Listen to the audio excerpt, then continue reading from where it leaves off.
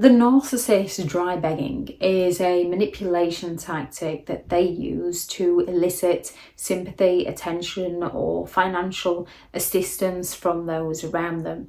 It's a covert manipulation method where a narcissist is going to subtly drop hints rather than directly asking for something.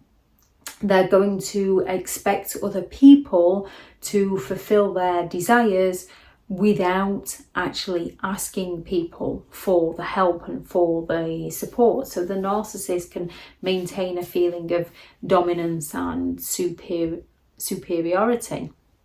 Also, with their dry begging, because they drop those subtle hints and rely on your feelings such as sympathetic attention and guilt and wanting to be selfless and help and support them, when you do something for them, they will turn around at a later date and just claim, I never asked you to do it. And in their mind, because they never asked you, they believe that they're in the right and you're in the wrong. When it comes to a narcissistic person, no matter how much you do for them, will never ever be enough for them. They always expect more. They feel entitled to more. They have those very high expectations. And in the beginning, they will do a lot for you to raise your expectations so that they can lower your standards. And they get it to a point where you will be doing absolutely everything for them, and they will accuse you of being the ungrateful one, of the one that doesn't appreciate them, the one who is never there for them, leaving you in a state of confusion and desperation to try and prove to them that you do care about them. When it comes to the narcissist and their dry begging, it is so that they can get their needs met by you without actually asking for what they want from you. So if a narcissist needs to have a lift somewhere, they can just start dropping the subtle hints, or they can guilt trip you and say, oh, you're always taking them places. I'm supposed to be here, but I don't know how I'm going to get there. And then you feel compelled into saying, oh, well, I'm passing, I can give you a lift. Rather than just saying, hey, could I have a lift, please? Now, again, just because somebody does these things doesn't necessarily make them a narcissistic person. The difference lies between a genuine person would be grateful and they would thank you. They might not want to burden you, but they will thank you. A narcissistic person expects you to thank them when you're the one that helped them. Now, a narcissist might just come along and say, I don't know how I'm going to manage, but I guess I'll figure it out. So that you start to look for ways, because you care about them, you start to look for ways to try and help and support them. We can all go through suffering in life and just get to a point where we think, I've no idea how I'm going to manage. And someone comes along and helps you. And then you work together. A narcissist works to get something from you and then drops you. A narcissist can simply turn around and say, nobody cares about me. So when you've got plans with somebody that they're not interested in, or they wouldn't commit to doing, and then you go and follow through with those plans, they turn around and say, well, if they're more important to you than I am, so that you feel like you're letting them down. And the narcissist feels abandoned by you, which is why they're doing this, to try and guilt you into giving them the attention. A narcissist might just turn around and say, oh, I wish somebody would appreciate all the sacrifices that I made, because they're all about themselves. So they believe that what they've done, they had to done for you. They had to sacrifice, and you need to give them the eternal attention and validation and gratitude. And every time they want something from you, you need to just do it. They can turn around and say, I feel so alone. Nobody cares about me.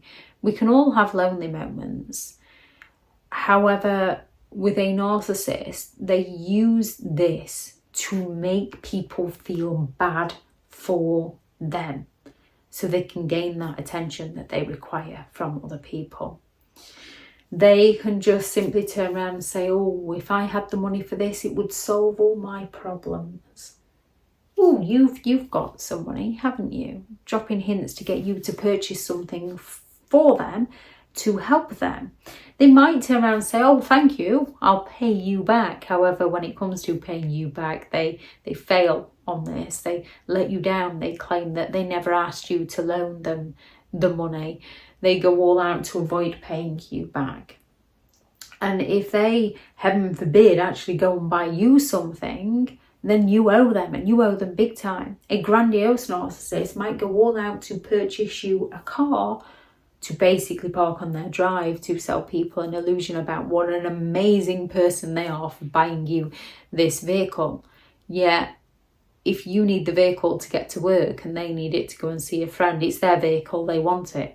You've got to pay to tax it and test it and insure it and run it. However, they have first dibs on it. After all, they brought it for you, but it's theirs. A narcissist might just turn around and say, I don't want to be a burden. So they can get you to a point where you don't particularly want them around because they drain you, they emotionally exhaust you, and you've just had enough of them. But as perhaps they're your elderly parents, you feel obliged, so you invite them around. And one of the first things they say when they walk in the door is, are you sure it's okay for me to be here? And you say, yes, it's absolutely fine. Now, there's various reasons why someone might walk into someone's house and say, are you sure you don't mind? And then you say, no, I don't mind at all. That's why I invited you over. As long as you don't mind. And then it's sort of dropped. It's done with. You're just sort of reinforcing, oh, that person definitely doesn't mind. I'm not in their way. I'm not causing them any trouble. No, I'm not. And then you get on with it. With a narcissist, they keep coming and they keep chipping away at you until you react at them. And then they turn around and say, well, I knew you didn't really want me here. So they can play the victim in the situation. They can simply turn around and say, oh, I do so much for my family, but they don't appreciate me. They don't care about me. They're not interested in me. This is usually when they're trying to gain sympathetic attention from strangers, where they're indirectly seeking that validation from those around them so that they can gain the sympathetic attention that they believe they're entitled to. After all I've done for you is another one to get you to drop your boundary and do something for them. Narcissistic people aren't always very forthcoming in their communication because they've got things to hide that they don't want you to know about. However, they want to feel like the almighty, the powerful one, the one that's in control. They don't want to believe that they have to rely on you for anything. They want to believe that you are the person that has to rely on them. By a narcissist indirectly seeking validation and support, this often leads their victims into feelings such as guilt and obligation, and over time erodes the victim's self-esteem. When it comes to dealing with people like this, first and foremost, awareness is key. Recognise the behaviour and recognise that you are not obligated to fix their problems for them. We have to fix our own problems. It's nice to have people help and support us. However, it's not nice having people take advantage of us. So awareness, recognise the games, recognise the signs, boundaries. The best boundaries around narcissists are psychological, emotional and physical distance. Lots of self-care when you're dealing with this, because they're going to pull on your heartstrings and they are doing this to get their needs met by you so that they can exploit you. So lots of self-care. Recognise that that's who they are as a person and not who you are as a person. Their feelings that they're trying to provoke within you so that they can exploit you. And once they've exploited you, you're going to feel far worse afterwards. Find supportive people who understand what you're going through and recognise that you are not here to fix their problems. If you have the ability to help somebody and there's not going to be any resentments when they use that against you, feel free to help somebody. However, if you have the ability to help somebody and they use it against you, and it's going to harbour feelings such as resentment, it might be wise to take a step back and stop supporting those who are unsupportive of you. If anyone has any thoughts on this video, please do add those into the comments for people reading through.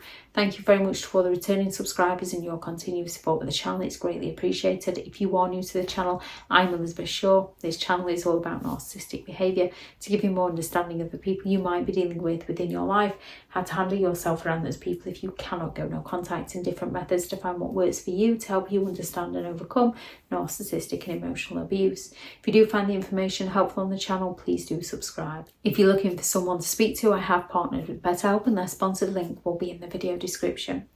If you're looking for more information, I do have several online guides available, and those teachable links are in the video description. I do also have 2 books out, a Narcissists Handbook, which is the ultimate guide to understanding and overcoming narcissistic and emotional abuse, and 15 rules to deal with narcissistic people if you cannot go no contact. I'll link those into the video description also. Go out there and create the day that you deserve, because you do deserve to have an amazing day. Bye.